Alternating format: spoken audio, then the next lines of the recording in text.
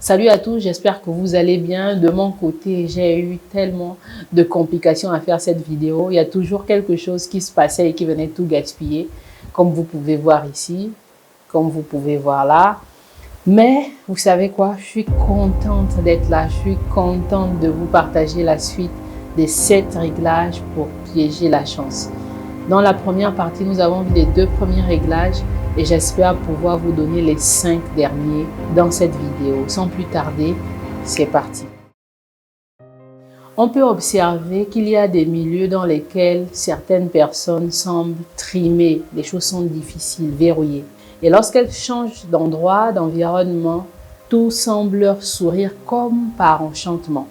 C'est parce que le succès est aussi une question d'atmosphère.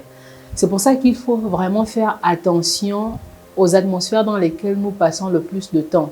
Parce que certaines d'entre elles vont contribuer à nous accélérer, tandis que d'autres vont contribuer à nous ruiner. Parmi toutes les atmosphères qu'on peut citer, j'aimerais juste m'appesantir sur 2 d'entre elles. Celle que j'ai appelée la place publique et la place secrète. La place publique va se caractériser par la présence des masses. C'est un peu tout ce qui tourne autour du divertissement, la détente, la distraction. Nous aimons tous nous divertir, nous distraire un peu. Sauf que dans cette zone, nous allons progresser, mais vers rien de concret en ce qui concerne nos aboutissements, nos réalisations personnelles. Dans cette zone, nous aurons tendance souvent à développer de la flemme, la procrastination. Cette zone est basée sur le paraître et le superficiel. Dans cette zone, les conversations vont souvent tourner autour d'autrui. Qu'est-ce qu'il a mangé? Qu'est-ce qu'il a fait? Quelles chaussures a-t-il porté? Quelle voiture a-t-il conduit? C'est également une zone de consommation. Consommation de quoi? Consommation de ce qu'on produit, ceux qui sont dans la place secrète. Bon, allons-y tout de suite voir ce qu'il y a dans la place secrète.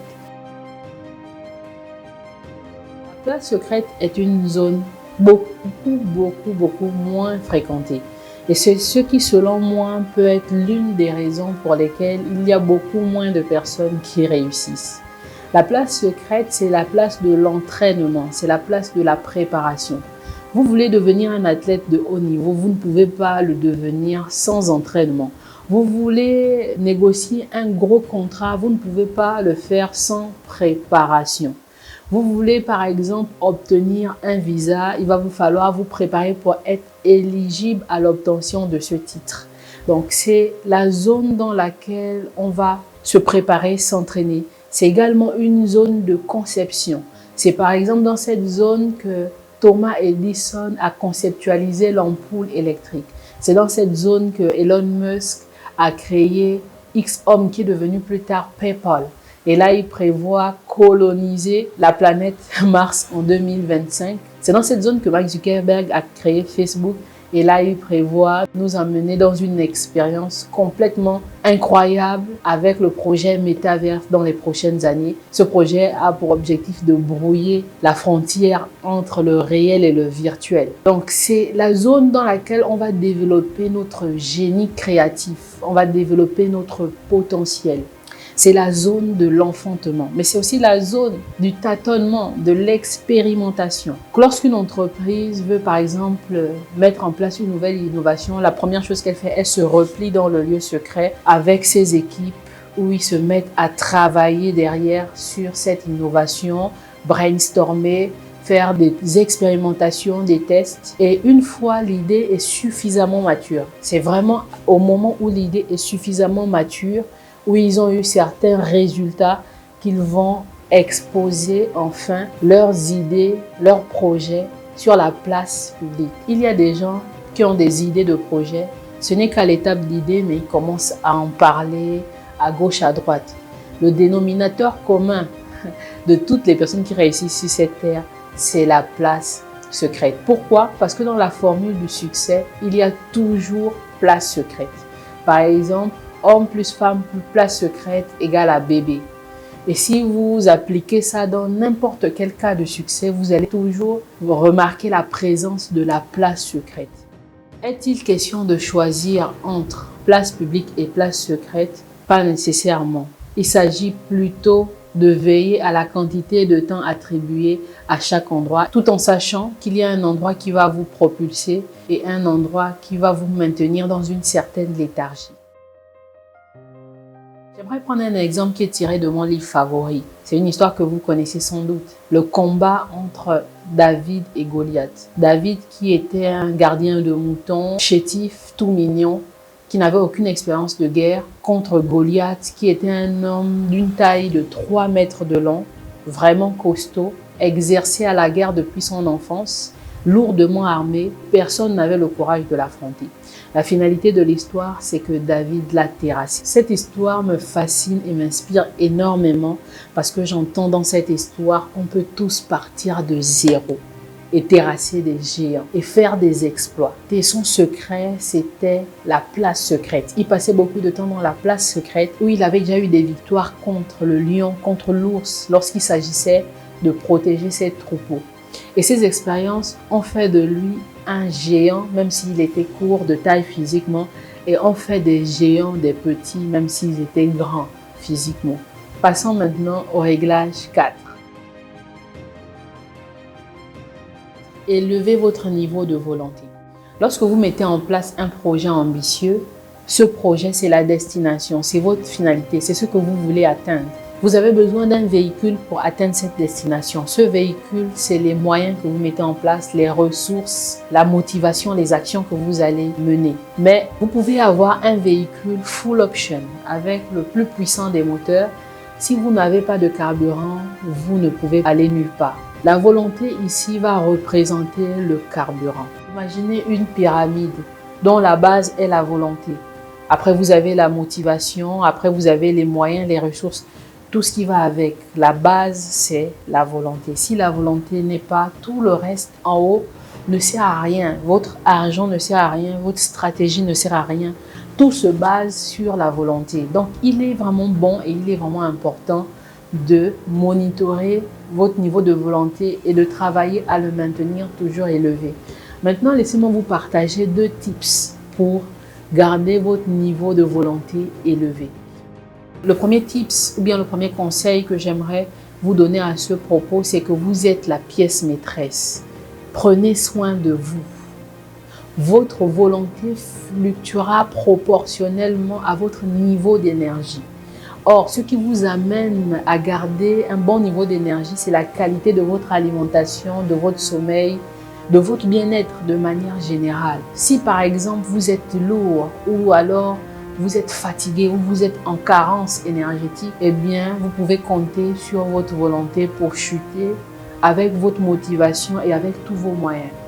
Le deuxième conseil va beaucoup plus être pertinent au moment du choix du projet, avant même de vous engager dans le projet. Choisissez des projets qui ont des enjeux élevés. Plus l'enjeu est élevé, plus vous aurez une volonté élevée. C'est une fonction affine, quoi. Il y a des personnes qui aiment le sommeil, mais qui n'ont aucun problème à se lever à 4 heures du matin lorsqu'il s'agit de prendre un avion.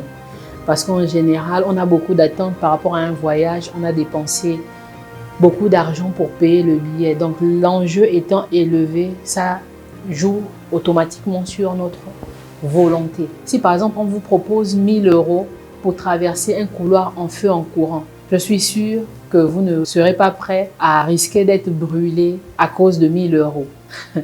Bon, c'est possible qu'il y ait quelques-uns qui soient prêts à se jeter à l'eau.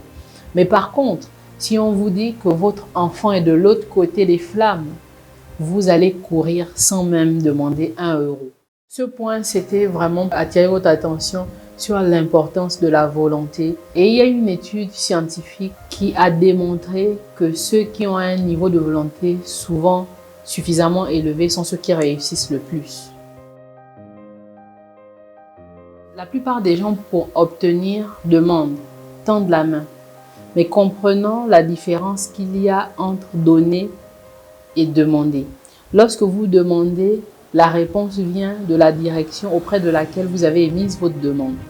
Mais lorsque vous donnez, la réponse peut venir de tous les endroits. Le secret de l'abondance, c'est donner. Dans le monde du logiciel, ils appliquent ce principe plutôt bien. Pour faire de vous leurs clients, ils vont d'abord vous donner période d'essai de 14 jours, période d'essai de 30 jours. Et en général, après cette période d'essai, les testeurs se convertissent en clients. Le point commun de tous les êtres humains sans exception, c'est que tout le monde recherche une solution à un problème. Et si vous vous posez la question de savoir à qui puis-je apporter une solution aujourd'hui, travaillez à être utile pour quelqu'un. Et si vous partez, au lieu d'aller demander du travail, vous partez leur proposer de travailler pour eux bénévolement. C'est vrai, c'est contre-intuitif, mais cela pourrait se transformer en opportunité. Au fond, qu'est-ce que vous risquez? Le plus dur, c'est d'entrer dans l'entreprise. Il ne vous restera qu'à démontrer que votre compétence est avérée. On dit que investir, c'est perdre aujourd'hui pour peut-être gagner demain. Et la bienveillance est un puissant catalyseur pour piéger la chance. Les entrepreneurs qui réussissent le plus dans ce monde sont les entrepreneurs qui ont identifié un problème, qui ont proposé une solution. Donc, augmentez votre bienveillance, travaillez plus à donner qu'à demander. Le réglage numéro 6, c'est soyez plus précieux. Pour être un serial chanceux, il va falloir sortir de la mêlée. Et pour sortir de la mêlée, lorsque vous faites quelque chose, faites-le bien. Nous sommes dans une société qui évolue, une société qui est de plus en plus exigeante. Par exemple, moi, lorsque je veux acheter un nouvel équipement, je peux passer des jours et des jours pour comparer les différents fournisseurs et voir celui qui va m'offrir les meilleures performances dans une société qui va débarquer au banc de touche les approximatifs. Il va donc falloir travailler à augmenter sa valeur. Donc, il est bon de travailler un peu plus chaque jour à devenir plus. C'est Jim Rohn qui l'a dit. Si vous voulez obtenir plus, il faut devenir plus. Réglage numéro 7. Utilisez ce que vous avez déjà. Nous sommes tous riches en potentiel. Parce qu'il y a en chacun de nous quelque chose qui fait notre particularité, quelque chose qui fait notre différence. Cette chose, c'est certainement notre talent. Et c'est ce que j'appelle notre passe réussite. Je ne suis pas en train de parler de votre diplôme, je suis en train de parler de quelque chose qui est en vous. Ouais. Tout ce que vous allez multiplier par 0 va donner 0. Alors que si vous multipliez quelque chose, par exemple par 1, vous multipliez 1 milliard par 1, vous avez 1 milliard. Donc, considérez déjà ce que vous avez. Si vous estimez que vous n'avez rien, vous n'aurez jamais rien. Identifiez ce qui fait votre particularité et transformez cette particularité en quelque chose qui peut servir le plus grand nombre. Par exemple, moi, j'aime encourager les gens, moi, j'aime motiver les gens. Et j'ai transformé ça en une chaîne YouTube. Peut-être que vous êtes passionné du sport, coaché, alors des gens, peut-être que vous êtes passionné par la cuisine. Lorsque vous cuisinez, vous êtes un cordon bleu. Pourquoi ne pas proposer vos délicieux mets à votre entourage contre une somme? Malheureusement, le potentiel, lorsqu'il n'est pas exploité, lorsqu'il n'est pas développé, il ne sert absolument à rien. C'était ça pour le 7e point, mais j'aimerais nous donner un petit bonus. Un R8, réglage numéro 8. J'ai envie de vous dire, attendez. Lorsque le chasseur pose son piège, maintenant, il attend. Lorsque vous avez mis en place tous ces réglages dont nous avons parlé, maintenant vous attendez. Et le piège finira par mordre tôt ou tard. J'espère de tout cœur que ces différents conseils vous aideront. S'il y a un conseil en particulier qui vous a parlé, n'hésitez pas à me le dire dans les commentaires. J'aime discuter avec vous, j'aime communiquer avec vous et ça fait toujours plaisir de voir un like, de voir un commentaire. Et si vous n'êtes pas encore abonné à ma chaîne, je vous invite. Vous êtes le bienvenu. Sur ce, je vous dis à la semaine prochaine.